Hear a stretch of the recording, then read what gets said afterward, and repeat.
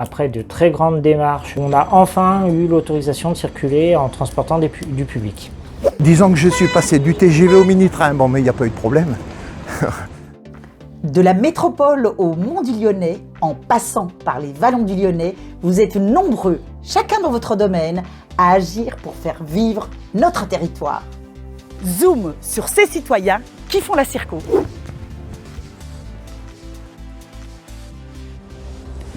Le train touristique des Monts du Lyonnais est enfin sur les rails. Après plus de 10 ans d'interruption, les Fidésiens entendent de nouveau siffler le train. Cheminots de profession et bénévoles au sein de l'association du chemin de fer de la Brévenne, Johan Moura ne cache pas sa satisfaction. Le 18 juin dernier, on a transporté quand même 75 personnes dans la journée. C'est vrai que les gens ont adoré de pouvoir découvrir un petit peu le monde ferroviaire d'un autre point de vue.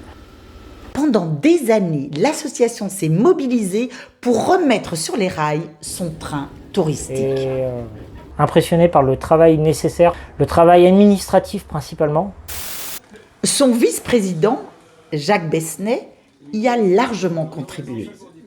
Nous espérons, avec la communauté de communes des Monts du Lyonnais, de signer une convention avec SNCF Réseau. C'est vrai qu'il a fait un travail remarquable qui nous permet aujourd'hui de recirculer et de faire découvrir notre passion.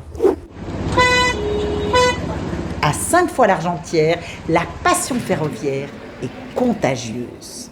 Alors moi je suis tombé tout petit dedans, non mais je rigole. En fait, disons que je suis passé du TGV au mini-train, bon mais il n'y a pas eu de problème. Il a tout d'un véritable train, à ceci près qu'on y monte à Califourchon. Depuis plus de 30 ans, le mini-train des Monts du Lyonnais donne du plaisir aux petits comme aux grands.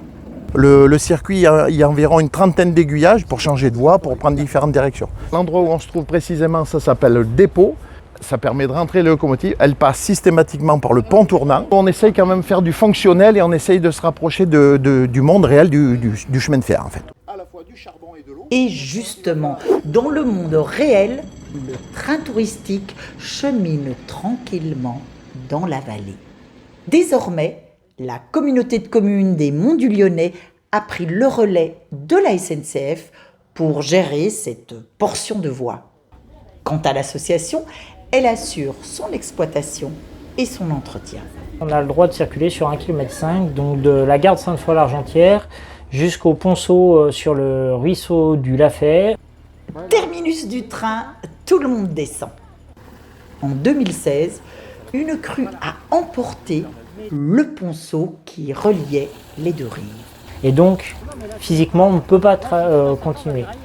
Maintenant qu'on peut recirculer, voilà, c'est notre priorité première, c'est d'arriver à faire les démarches pour pouvoir trouver l'argent, pour pouvoir remettre en état ce ponceau ou en faire un nouveau. L'association espère un jour pouvoir rejoindre le hameau de la Géraudière. On espère surtout que le combat ne durera pas 10 ans comme le dernier.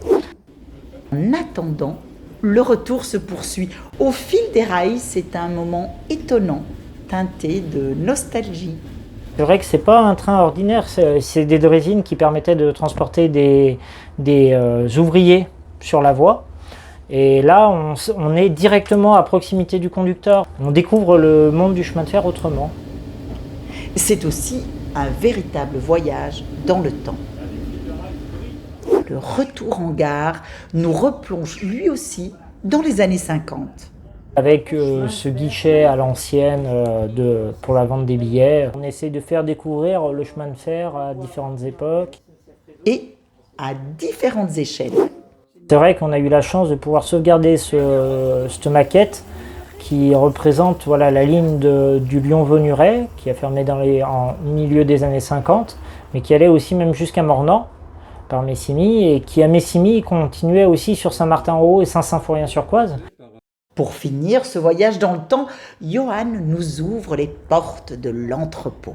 Notre gros chantier qu'on a fait, c'est sur l'Haute Draisine, qui elle date de 1954, qui est de l'ancien chemin de fer de l'Est de Lyon, donc qui circulait à la place du T3 à l'heure actuelle.